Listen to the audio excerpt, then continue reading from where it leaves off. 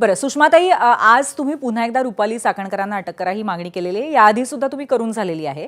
अनेक संदर्भ लोकांसमोर तुम्ही या संदर्भातले आणलेले आहेत, काही अगदी डोळ्यांसमोर आहेतही, पण यावर सत्ताधाऱ्यांनी काही हालचाल का नाही केली असं का वाटतंय तुम्हाला? त्याची काही कारणं अशी आहेत, की आता एस-आय-टी नेमून तब्बल म्हणजे आज अगदी 1 महिना उलटून गेलेला आहे. खरातला अटक होऊन सुद्धा 1 महिना उलटलेला आहे. या दरम्यानच्या काळामध्ये खरात आणि चाकणकर किंवा खरात आणि केसरकर, खरात आणि दीपक लोंढे आणि त्याच्या सराउंडिंग असलेले एन नंबर ऑफ पीपल.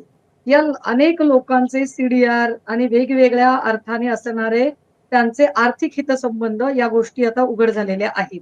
चाकणकरांनी कितीही खोटं बोलण्याचा प्रयत्न केला तरी सुद्धा त्या निगरगट्टपणे खोटं बोलत आहेत. मला समज आलं नाही किंवा मला ह्या ह्या गोष्टी त्या करत आहेत. मला आश्चर्याचं वाटतं, की आपल्याकडेच एका चर्चेच्या दरम्यान हं. त्यांचा वकील म्हणून असणारे कोणी मंगेश ससाने होते. ते ससाने सांगत होते, की एस-आय-टीच्या एका अधिकाऱ्याने हिम्मत करावी आम्हाला सांगायची, की आम्ही तुम्हाला नोटीस पाठवली.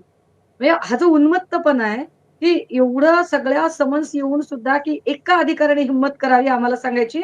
आम्हाला आलंच नाही कुठलंच कुठून समन्स. कुठून येतोय हा उन्मत्तपणा अजूनही? अगदी. हा उन्मत्तपणा कुठून येतो आणि चाकणकर नाही, दर पण 2-3 मी दिवसांनी तुम्हाला विचारते, की हा तुम्ही उल्लेख केला ज्या गोष्टीचा, तो उन्मत्तपणा कुठून येतोय इतक्या सगळे आरोप झाल्यानंतरही मला माफ करा, मला असं रुपाली वाटतं, चाकणकरांच्या की बाबतीत? मला असं वाटतं, की जसा वेळ चाललेला आहे, म्हणजे आता 1 महिना उलटत आला. त्याची तीव्रता थोडीशी कमी होतीये का? किंवा माध्यमांच्या स्क्रीन आता वेगळ्या 2-3 प्रकरणांनी जेव्हा व्यापल्या जातायत असं वाटतंय, तेव्हा लगेच चाकणकर हळूच डोकं वर काढतायत आणि बिळातनं बाहेर येत त्या काहीतरी वेगवेगळ्या प्रकारचे ट्वीट करतायत. जे ट्वीट एका अर्थाने इथल्या व्यवस्थेला वाकवल्या दाखवणारे आहेत. हे उघड आहे, की चाकणकर या तटकरे लॉबींच्या आहेत हे माझं सांगून झालंय. खूप वेळा सांगून झालंय.